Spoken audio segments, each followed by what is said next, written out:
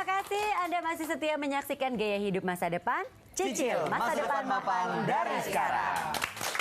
Mana dong orangnya? Aku kan juga mau jadi andalan nih. Aku juga udah bener belum nih investasinya? Iya, aku juga pengen jadi andalan. Semua juga pengen jadi andalan. Mungkin pemirsa juga yang tadinya nggak terpikir 10 atau 15 tahun mau ngapain, pas tadi lagi jeda komersial langsung mikir, oh ya, aku 10-15 tahun lagi aku mau jadi juragan.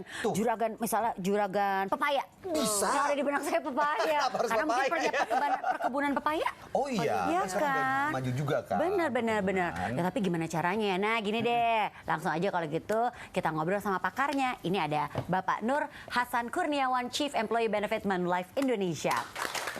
Halo Pak Nanang. Apa kabar Pak Nanang? Alhamdulillah sehat. Halo Mbak, apa kabar? Pak, maaf ya. Nanya-nanya Iya apa? Pak, maaf ya Pak. Serang saya, aduh. Orang nggak dikasih nafas duduk dulu. Makanya tadi saya bilang, saya langsung bilang maaf ya Pak ya. Kami mengundang dengan sebuah konflik.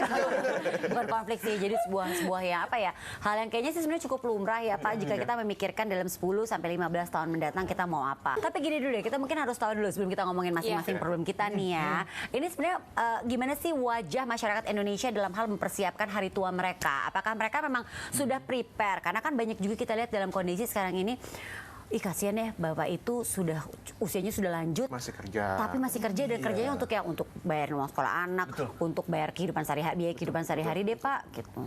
Nah, sangat menarik nih Mbak Enji. Jadi kita Manulife, kita setiap tahun melakukan penelitian, namanya misi, Manulife Investment Sentiment Index. Nah, berdasarkan research kami di tahun 2014, jadi misi tahun 2014 itu kurang lebih 75% dari pensiunan itu harus bekerja kembali. Jadi harus bekerja kembali 12 tahun sejak dia pensiun. Jadi kalau usia pensiun di 12 normal sampai 12 tahun sampai dia pensiun Pak. memang dia ingin aktivitasnya terjang terus, jadi nggak pikun lah, nggak stres lah daripada di rumah, biasa sibuk, istilahnya nggak apa power syndrome, post power syndrome, ingin bekerja. Tapi yang menyedihkan yang kedua, kenapa? Karena keharusan, nggak ada duit. Memang itu alasannya memang di Indonesia itu lebih banyak yang bekerja setelah usia pensiun karena memang harus gitu. Harus bekerja lagi setelah usia pensiun, Mbak. Benar. Suatu keharusan bukan karena keinginan ya Pak ya. Betul. Bisa nggak sih kalau nggak mesti kayak gitu? Nah itu dia. Memenuhi kebutuhannya gimana kalau nggak bekerja? Oh, iya. Iya kan? Wah, nanti kita terusin lagi obrolan. Tapi saya yakin nih penonton di studio juga ada yang mau bertanya nih. Silakan yang mau bertanya siapa? Silakan, Ibu. Namanya siapa? Iya, nama saya Siska Simajuntak. Yang saya tanya, apa saja sih Pak fakta pensiun yang ada di Indonesia saat ini? Wah ini menarik nih. Menarik sekali. Iya betul. Gimana tuh, Jadi Pak? kalau kita bicara penduduk Indonesia kurang lebih jumlahnya saat ini ada 250 juta penduduk. Nah terus dari 250 juta penduduk Indonesia ada kurang lebih 120 juta usia produktif. Usia produktif itu adalah usia untuk Separuh bekerja. lebih ya. Nah dari 120 juta penduduk usia produktif ada 65 juta pekerja formal. Nah, mirip kita gini, pekerja formal nih, bekerja di istilahnya media, bekerja di asuransi, ini pekerja formal. Nah, sekarang fakta menarik yang pensiun. Dari 65 juta pekerja formal, berapa yang punya program pensiun? Cuma 3,5 juta.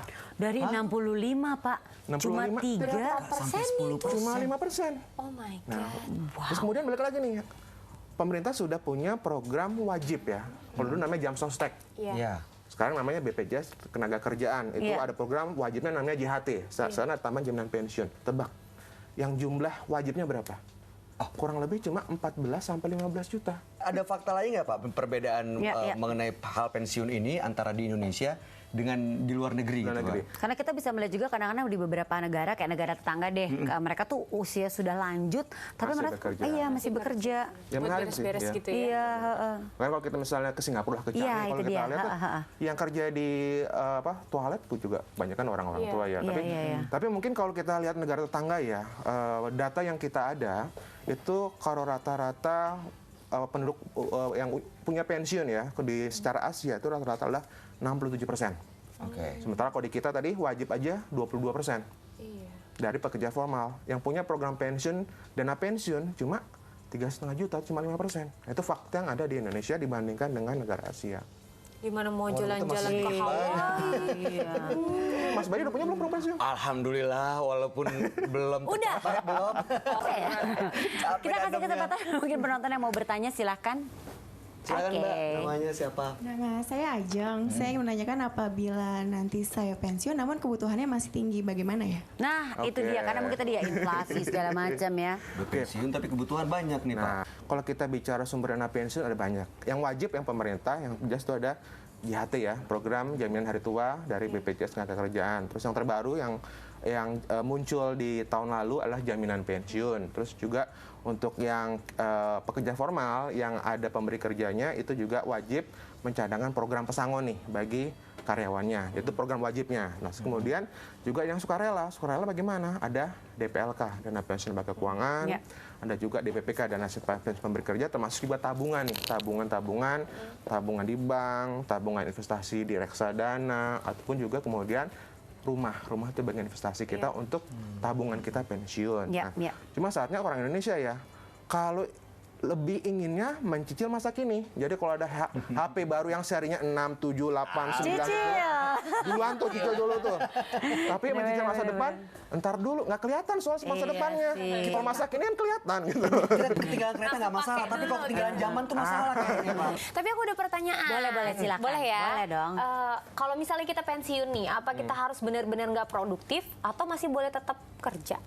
Tunggu Pak, jangan dijawab dulu Pak Nanang. Nanti aja Pak. Kita akan kembali. Penasaran tanggung Pak Nanang udah mau jawab tuh. Ini nggak apa-apa, ntar dulu lah ya. Abis ini kita akan kembali lagi, jangan kemana-mana, tetap di Gaya Hidup Masa Depan. Cicil masa depan mapan dari sekarang.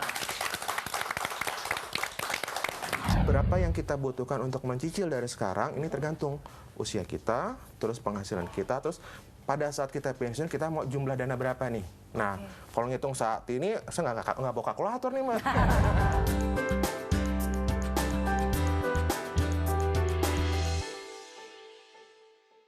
Dipersembahkan oleh